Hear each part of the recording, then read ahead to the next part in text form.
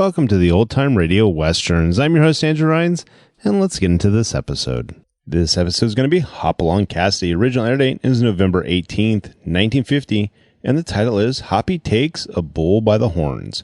Let's get into it, and I hope you enjoy. It's Hopalong Cassidy.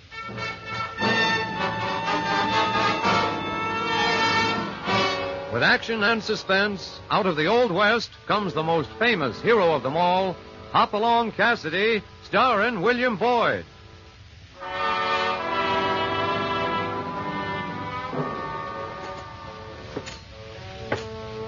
The Ring of the Silver Spurs heralds the most amazing man ever to ride the prairies of the early West, Hopalong Cassidy. This famous hero thrills his 60 million fans with action and dangerous adventure. In the role of Hopalong Cassidy is the popular star of the motion picture series, William Boyd. And now, another exciting story of the early West. Hoppy takes the bull by the horns.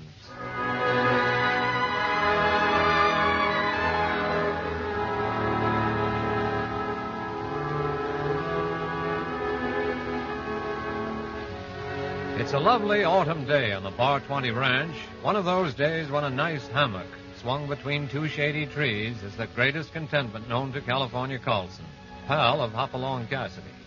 But it so happens that Hoppy is doing the swinging while California relieves the cook on his day in town.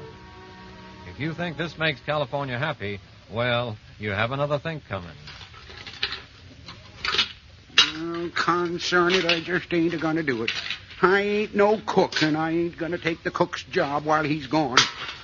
Go on, break. Just one less pan to wash. When you get those pans clean, California, tell you what I'd like to have you do. When I get these pans done, I'm a-resting for the rest of the day. I don't want to never see another cook shack till I... Hold it, California. Doggone it. You've just worked yourself up to such a feeling you're not going to be able to mend fences or anything. I ain't mending nothing. I'm humiliated.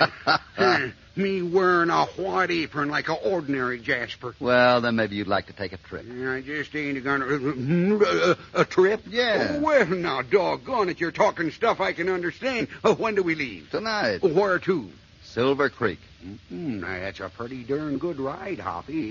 Is it important? It sure is, California. Remember I tried to buy old man Parker's bull at Hereford with all the prizes? Oh, now, just a minute. Don't tell me Parker'd ever let nobody buy that bull. Parker won't.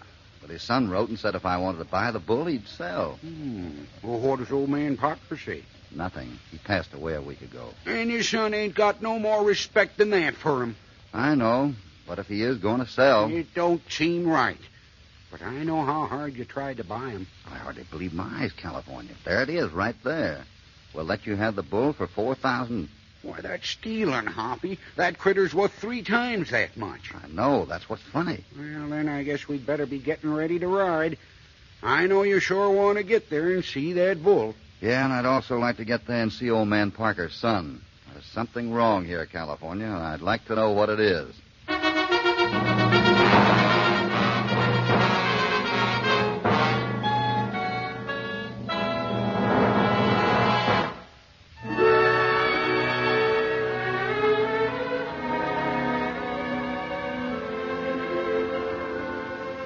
Hopalong has an offer to buy a famous bull which he has tried to buy for 2 years. The offer comes from young Parker, who took over the ranch when the father died.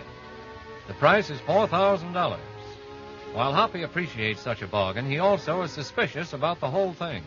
However, he draws the $4,000 from the bank in new $100 bills and heads for the Parker Ranch at Silver Springs. But I'm sick of hanging around this forlorn section of the country, Ruth. Let's take your share and go back to Denver where we'll be happy. Look, Jack, out of respect for my father, I'd appreciate it if you'd stop hounding me to go.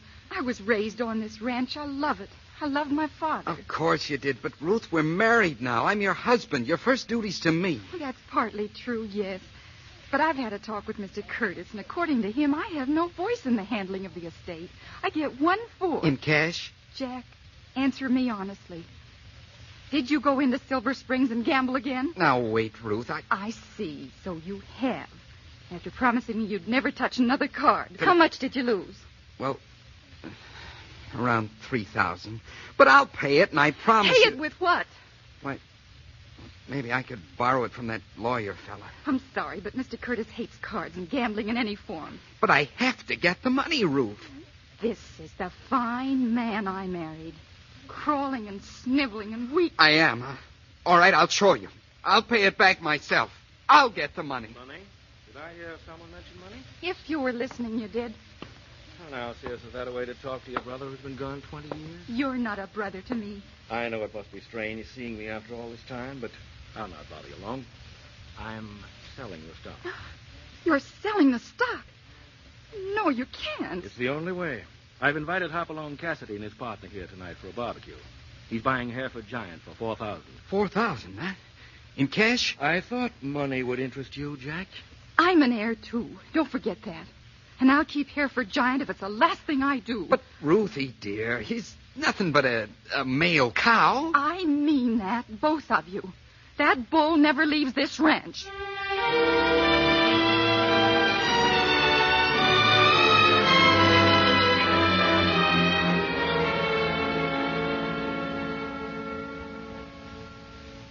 I've been looking for you, Cassidy. You must have slipped by me.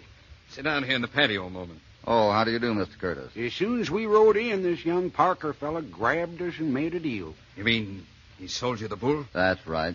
I wish you'd have seen me first, Mr. Cassidy. I'm afraid there's going to be trouble over that deal. Well, now, it's legal, ain't it? No, you're in the right. But Ruth, the daughter, will never stand for it. That kind of makes a difference, Mr. Curtis. But a deal's a deal, and young Parker's got the money. You've already paid him? In cash, and I have a bill of sale from him. I'm afraid this means trouble, Cassidy. Oh, here you are, Curtis. I've been looking for you. You didn't look soon enough. Now, look here. Am I the legal owner or not? Well, of course, it was your father's Don't wish. talk around the subject. Legally, yes, but morally you have no... sell anything, huh? Well, if my buying the bull is upsetting you, The sale's legal, Mr. Cassidy, and it stays that way. I don't mean to interfere, Parker, but my position in this matter is one of importance. There's only one thing of importance, Curtis, and it's this, see? Money. $4,000. And more tonight when I sell those yearlings. Why, they ain't ready for sale yet, young fella. California, it's really none of our business. Yeah? Well, Curtis, while I'm busy, you might as well be a good host and show Mr. Cassidy and his friend the ranch. Yes. I'll join you at the barbecue. I want Mr. Cassidy to enjoy it. Enjoy himself? Huh. Like attending a hen. California. Well, I've done all I can, Cassidy. I've been thinking a bit, Curtis, about this young Parker. Well, of course, you remember 20 years ago, a little misfortune. His wife left with a boy, and old man Parker raised the girl. She married last month in Denver, a city dude. Yeah, about this son. Where's he been? Says he's been in South America. Just come back the day before the father died. He should have stayed in South America, the upstart. Doesn't seem to have much affection for the ranch. Yep. And we even suspicioned that maybe he wasn't really the Parker boy. But his sister and I asked him things that happened when he was just a little fella, and nobody, not one other soul, could have answered the questions we asked him. And he answered them? Right down to the time his mother dropped a wagon tongue on her foot and went around with a cast for a year. Then he remembers the big wind that blew the roof off the shed and killed his little pony. He even told us the name of the pony. Zippo was its name. Well, darn. If I ever had a son like him, I'd horsewhip some sense in his skull. Well, that's how things are. I'm only telling you because I know you're an old friend of Parker Sr. That's right. And I don't envy you your job handling the affairs as they now stand. I'll go take another look at Hereford Giant. I'll phone you after I get washed up. Then we'll be in time for the barbecue. Eat, eh? Well, now that's the first interesting thing I heard since we come. Uh-huh. And I got an idea, California. It isn't the last interesting thing.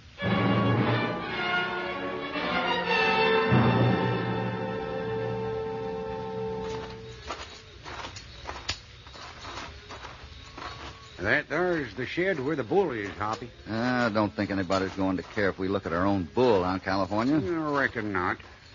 But you know, Hoppy, that young Parker fellow was mighty anxious to get his hand on that cash. That's not our affair.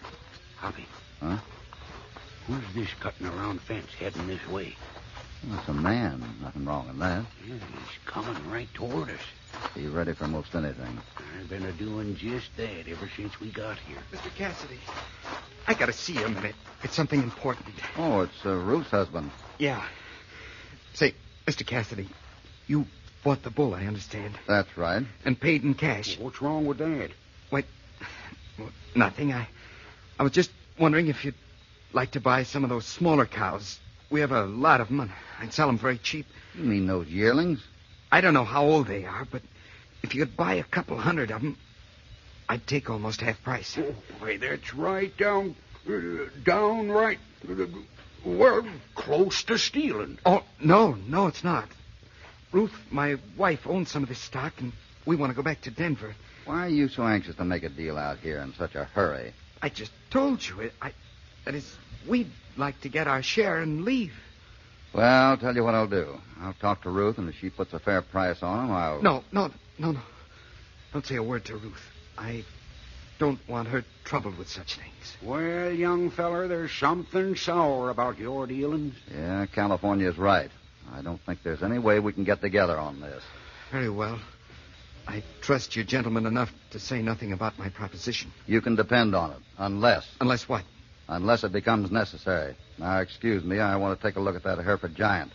I'll be right back, California, and we'll get over to the barbecue. Right, Hoppy.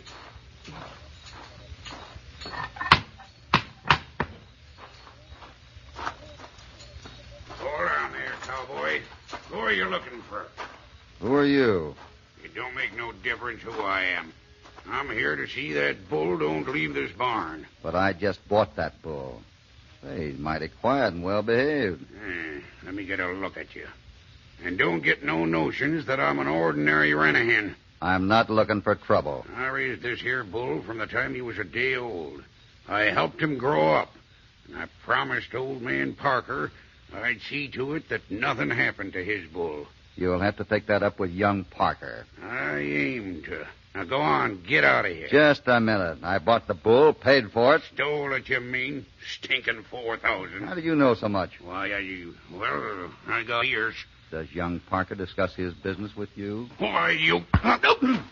Here. What's going on? It's not going on. It's all over. What's the meaning of this, Hank? More than you think. There's them around here that's gonna wish they was never born. Believe me, Hoppy, this has been a nightmare since young Parker came. And Ruth's husband hasn't helped any, has he? I don't care to discuss that, Hoppy. Of course, I know how that cowhand feels. Yeah. I'll check and see if Hank's been feeding Hereford Giant right. I think California and I'll pull out early in the morning. Things seem pretty tense here. Plenty of hay. Enough to last him if Hank never comes back. Well, shall we walk over to the barbecue, Hoppy? Sure. California's waiting for us outside the barn. Oh, is he? Well, Hereford Giant is getting a little restless. Guess having visitors is too much for him. Yeah. Maybe he'd rather be by himself. Guess so. Well, let's get our share of that barbecue, huh?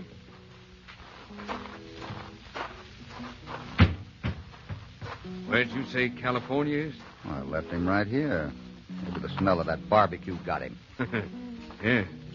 Looks like most everybody's started to eat. Yeah, it's a pretty sight. Get side of beef cooking over the red coals. Funny, isn't it, how folks can be singing and laughing like this, and yet underneath feel nothing but suspicion and distrust? I can't understand how... What's the matter? Give me a match. What? I can't see by this firelight. I want a match. Oh. Great Scott. Isn't that a man lying by the path? Yeah. It's young Parker. And he's lying here because he's dead.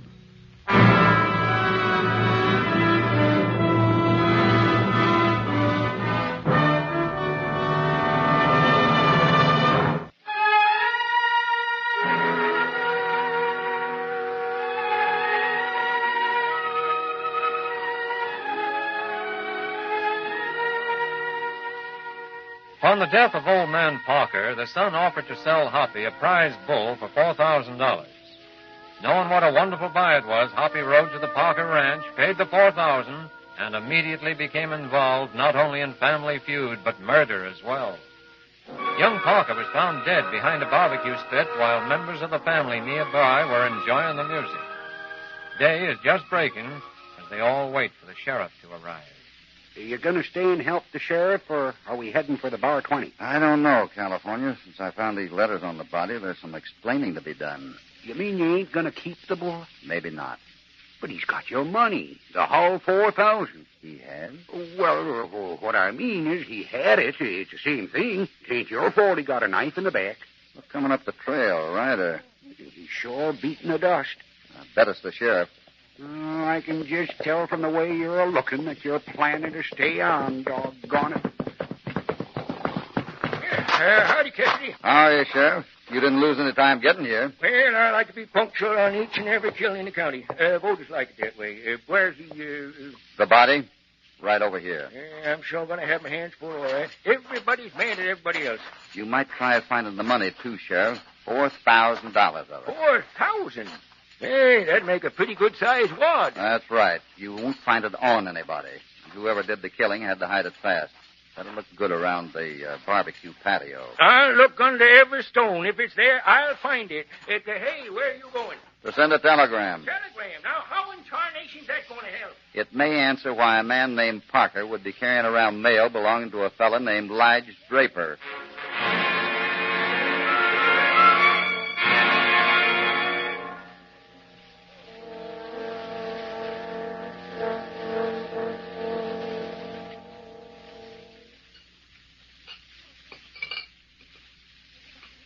You told the telegraph man to bring the message here? Yeah, he knows we're grabbing some breakfast here in the cafe. Anything else, gentlemen? Yeah, doggone, you was going to bring more bread. Oh, so it was.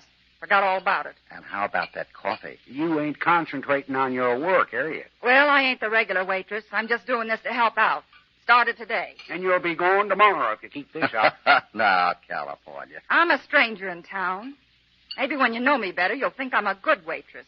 Don't pay any attention to him. Oh, Hoppy, look, there's that telegraph feller. Yeah, looking for us, I guess. Yeah, I'll go get the message. I better go get that coffee before he starts complaining again. So you're new in town, are you? And I ain't too sure I like it. I work awful hard for what I earn. Is that so? Sure do, Mom. Hey, how about my steak? Here you are, Hoppy. Rip her open and let's see what it says. Hold your horses, California. Let's see now. Man known as Lige Draper left town 10 days ago with new employer. Lived at Mrs. Burke's rooming house. She can identify Draper. No further information. See, that's sure good. That Mrs. Burke can tell us if it's Draper, huh? If we wait 3 days for her to get here. Oh, yeah, that's right. Oh, but never mind, Hoppy. We can go back out there and... I say we can go back to the ranch and... Oh, Hoppy, you ain't listening. Huh? Oh, I'm sorry, California. I was thinking of something else. You what? Well, what about it? I was just thinking an identification might force a confession. But doggone it, you said it'd take 3 days for her to get here. So I did. Well, California, you go back to the ranch and help the sheriff. I'll be out soon. Oh, what are you going to do in town here? I'm not sure, but if my plan works, we'll be heading for the Bar 20 tomorrow.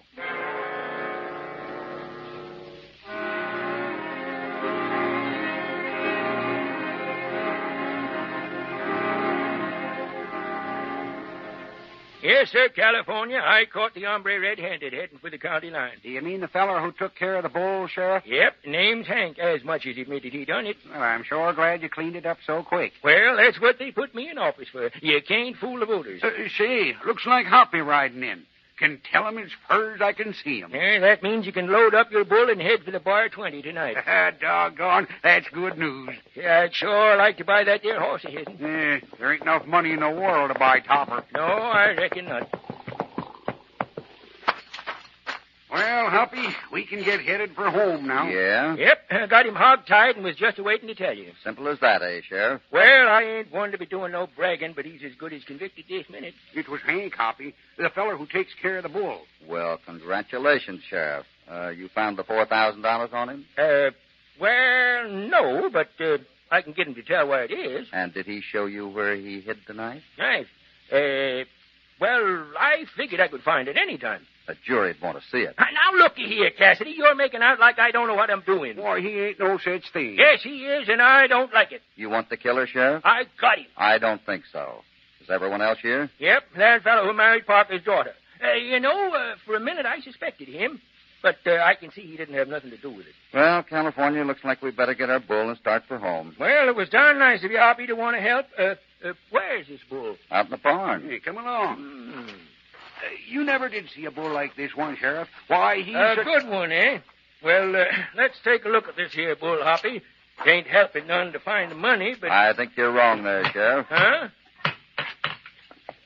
By doggone. I wouldn't have a wild bull like that. He ain't that way all the time, Sheriff. When Hoppy first saw him, he was like a kitten. Sheriff, look, isn't something moving behind that hay pile? Where? Oh, I reckon you're right. Come out of there, whoever you are, and get them hands up. Come on, you're covered. Don't shoot. Please don't shoot. Ruth. What are you doing hiding like this? I'm here to see if no one takes our bull away.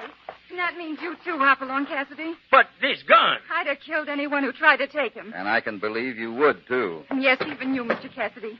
Why don't you go back where you came from and leave us alone? Miss Ruth, I'd like to do just that, but there's a killer around here. There ain't no more. You've caused nothing but trouble. Even the bull knows something's wrong. All this fuss over an animal. Suppose he's smart enough to tell us who done the killing. Sheriff, that is the first really intelligent remark you've made.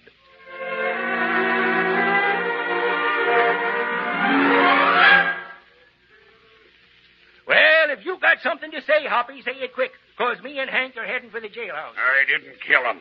You didn't like him? Well, neither did I. Does that make me a killer? Jack, please. If you'll let me say just one word before you go, Sheriff, and the rest of you folks let me have the floor a few seconds. Now, let's have no more of this nonsense. The sheriff has to leave, and... I know. But before you go, Sheriff, here's a lady you'll all want to meet.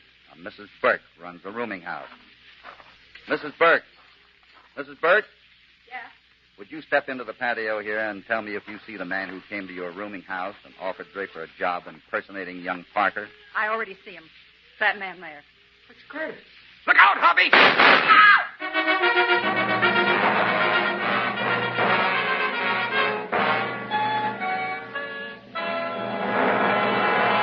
Better get Curtis to a doctor, Sheriff. My bullet creased his hand pretty bad. Well, 'twas him or you, Hoppy, and I'm mighty glad it warn't you.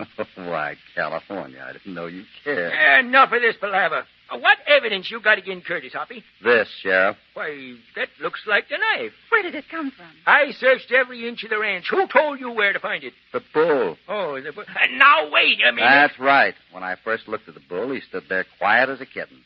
Then Curtis came in, went into the manger to see if there was enough hay, and the bull immediately became excited. All right, so the bull's temperamental. He just didn't like the smell of human blood on the knife Curtis hid in the hay. Oh. Mr. Cassidy, I'm ashamed of what I said about you causing trouble. I understand. Now, hold on here. You ain't solved things to my satisfaction. I got my voters to account to. What about the roll of money? Think I can tell you where to look for that, too.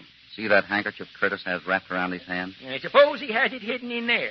Look at what's on the handkerchief. Sure, blood from his hand. No, too bright a red for blood. Looks to me more like chili sauce that is dried on the handkerchief. I'm beginning to catch on. Reach down into that crock in the rock stove, California, and see what you find. Right. Whoever killed Draper had to get rid of the money fast. The handiest place was the big crock at the barbecue. Now, there ain't no good sense to all There's this. lots of sense to it. Curtis paid Draper to impersonate young Parker. Together, they'd sell out the ranch and divide the money. But Draper got greedy, and Curtis had to get rid of him. Hoppy, here's something all rolled up in paper. Yep. Well, wipe it off and put it in your pocket, California. We'll be the only folks in the West with garlic-flavored bills. Mr. Cassidy, I said I'd never part with Father's bull, but now... No, don't change your mind, Miss Ruth. He belongs right here. Sure a smart animal, the way he helped solve the killing. Maybe you better run him in the next election. What do you mean by that? Now, looky here, you bow-legged cowpoke. Think we'd better get going, California. Hey, Mr. Cassidy, you promised to get me back in time for the dinner rush. Oh, Mrs. Burke, I want to thank you for identifying Curtis here. We'd never gotten a confession without you. I may need to call on you again when the judge starts his trial. Oh, sure. You'll find me at the cafe across from the telegraph office. What? I know we'd better get going, California. Come along, Mrs. Burke. Huh? Oh, sure. And, Sheriff, I hope you pay as good for me identifying Curtis as Mr. Cassidy here. It's a lot easier than waiting tables. What? Why? Well, I didn't know I could still blush.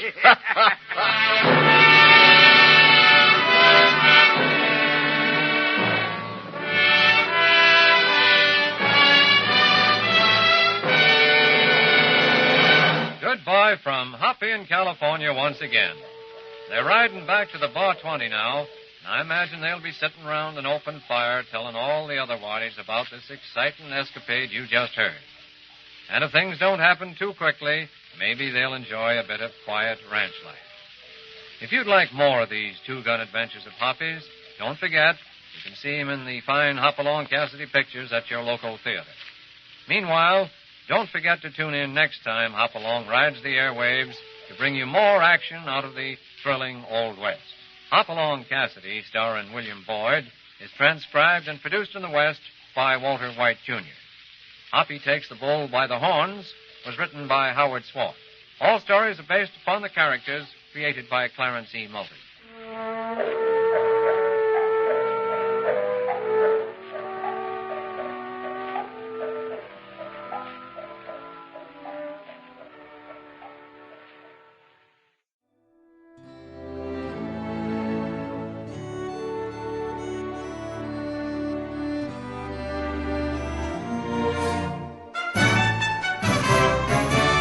This has been a presentation of OTRWesterns.com, and we hope you enjoyed. Please take some time to like and rate our shows in your favorite podcast application. Follow us on Facebook by going to OTRWesterns.com/Facebook.